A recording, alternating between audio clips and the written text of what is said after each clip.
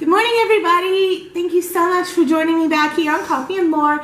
Sorry I took off for a little bit again. I had an amazing weekend, so this is going to be another week with only one video. But that's okay because I want to tell you about my weekend. We have so much to talk about today. So I'm going to drop the link below for the place that I went this weekend. But I went on a LARP. It is so much fun. I had the best time. So many story ideas, so much fun with my fiance watching him fight. I really enjoyed it. I'm going to drop the link for the LARP below. It is Paragon LARP. It's here in Georgia. And you should totally come out and join us if you are interested in that kind of thing.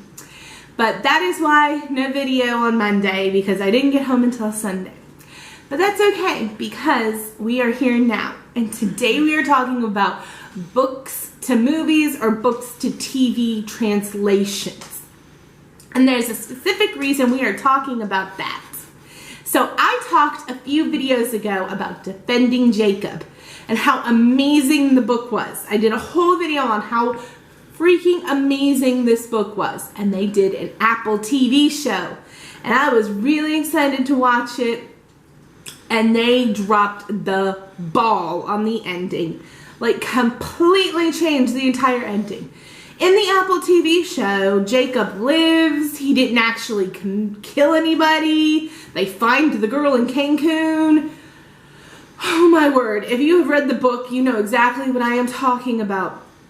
In the book, Jacob is actually a serial killer. And doesn't just kill the boy from the beginning of the book, but also goes and kills another girl in Cancun. And the mom ends up making a self-sacrifice and driving her and Jacob like off a cliff or something and killing them because she knows her son is a serial killer and she doesn't want him to go on killing people. Now, everything ends happy-dory in the show, and it just completely ruined it because the book was so good because of the ending that you didn't see coming.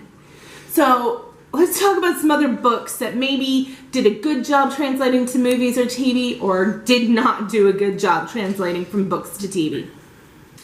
So the most famous one that I talk about from book to TV is Outlander.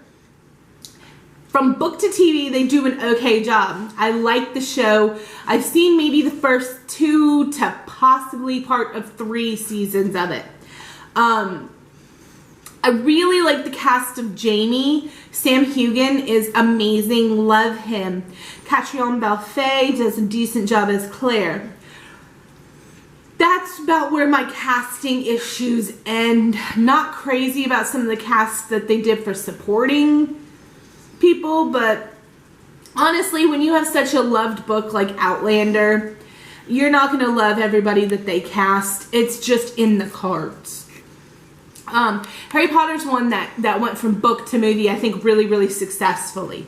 Other than there are specific scenes that they have cut out, a lot of the scenes in the Black House when they are looking around the house that Sirius Black grew up in when they're looking for Horcruxes, a lot of the Black family history and some of Sirius's and his brother's experiences in youth they cut out, and that was some of my favorite content.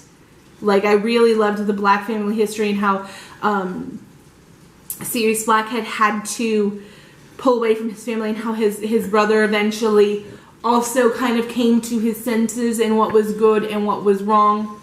And so I really hate that they cut a lot of that, but other than that, the Harry Potter books do a really good job going from book to movie.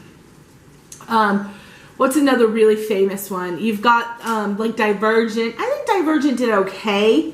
I really ate up the Divergent books, and I love the Divergent books, and I love that they ended not super happy because that story didn't need to end happily. That story needed to end with her dying. Like, that's what needed to happen for that story to come to completion and just be what it was. Hunger Games is another one. Hunger Games, I think I didn't like as much the movies. The books in the Hunger Games I've read 2 or 3 times. They were amazing. But the movies were just okay. Wasn't a casting issue. I believe they were a little dry, if I don't if I remember correctly. I've only seen the movies like once through because I really wasn't a fan. So if I'm not mistaken, they were a little on the dry side. Oh my gosh, the one that everybody is talking about right now, which is the new Disney one that they changed so much in, which is Artemis Fowl. So my daughter watched Artemis Fowl, the Disney movie, recently, and she was telling me about it. I haven't even watched it, and it was nothing like the books. Like, I think there's a lot of people on YouTube talking about how much was changed from the book to the Artemis Fowl movie. So you see that, I think, quite a bit, where people take artistic liberty taking a book from a movie or to a TV show. What is your favorite book to movie or book to TV show? Do you have one? I really don't have a favorite. Harry Potter's close to my heart, but I don't think I have a favorite. The other thing I wanted to talk to you about, because I'm super excited about, is we are finally over the little bit of writer's block that I had with the Valkyrie. For those of you that have read The Gift, the book that I have on Amazon, I know that some of you have been asking about it and some of you have gotten it and read it. There is a sequel, and it is in the works, and it is called The Valkyrie. And it follows a little bit more of Ava's past story.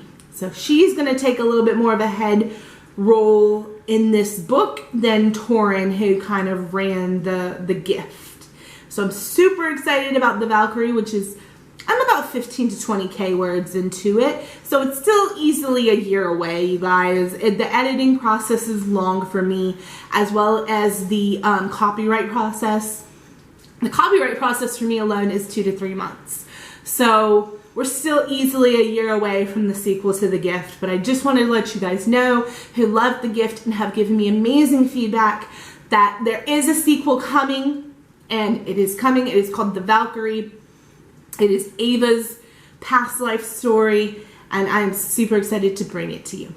On that note, you guys, I am so excited to see you guys today. I hope you're having a fantastic Thursday morning. And what are you guys reading?